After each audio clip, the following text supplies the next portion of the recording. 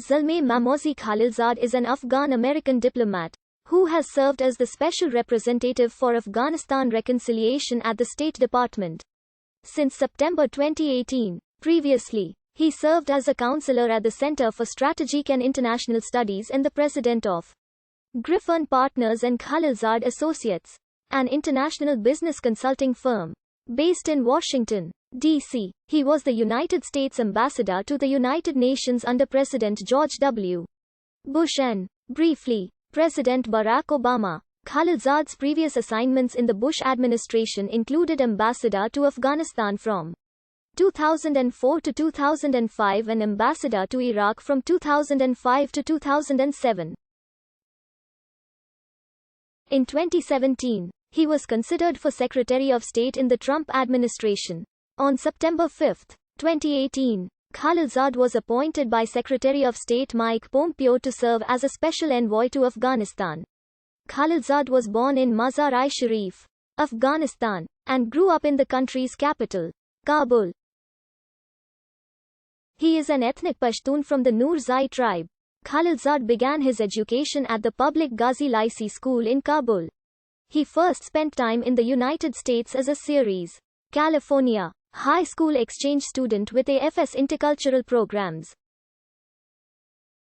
Later, he attained his bachelor's and his master's degrees from the American University of Beirut. In Lebanon, Khalilzad received his doctorate at the University of Chicago, where he studied closely with Albert Wohlstetter, a prominent nuclear deterrence thinker and strategist. Wohlstetter provided Khalilzad with contacts within the government and RAND. Khalilzad has contributed at least 28 papers to RAND Corporation. From 1979 to 1989, Khalilzad worked as an assistant professor of political science at Columbia University's School of International and Public Affairs. During that time, he worked closely with Zbigniew Brzezinski, the Carter administration's architect of Operation Cyclone, to support the Mujahideen, who resisted the Soviet Union's invasion of Afghanistan. In 1984, Khalilzad accepted a one-year Council on Foreign Relations fellowship to join the U.S. State Department, where he was an advisor to the Near East and South Asia Bureau, headed by Richard W. Murphy. From 1985 to 1989, Khalilzad served in the Reagan administration as a senior State Department official, advising on the Soviet-Afghan War after the Soviet invasion. During that time, he was a member of the policy planning staff and the State Department's special advisor on Afghanistan to Under-Secretary of State Michael H. Armacost. In that role, he developed and guided the international program to promote the merits of a Mujahideen-led Afghanistan ousting the Soviet occupation. From 1990 to 1992, Khalilzad served under President George H. W. Bush in the U.S. Defense Department as Deputy Under-Secretary for Policy Planning. Between 1993 and 2000, Khalilzad was the director of the Strategy, Doctrine, and Force Structure at the RAND Corporation.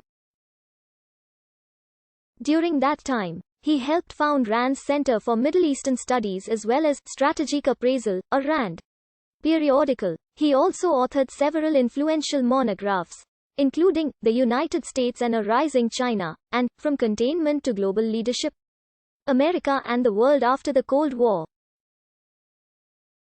At RAND, he also had a brief stint in consulting for Cambridge Energy Research Associates, which was conducting a risk analysis for UNOCAL, now part of Chevron, for a proposed 1,400 kilometers, $2 billion, 622 cubic meters per second Trans-Afghanistan gas pipeline project, which would have extended from Turkmenistan to Afghanistan and then proceeded to Pakistan. Khalilzad also wrote several articles on the subject of the value of U.S. global leadership in the mid-1990s. The specific scenarios for conflict that he envisioned if a decline in American power occurred have made his writings extremely popular in competitive high school and college policy debate, particularly his writing that links the loss of U.S. hegemony to global instability.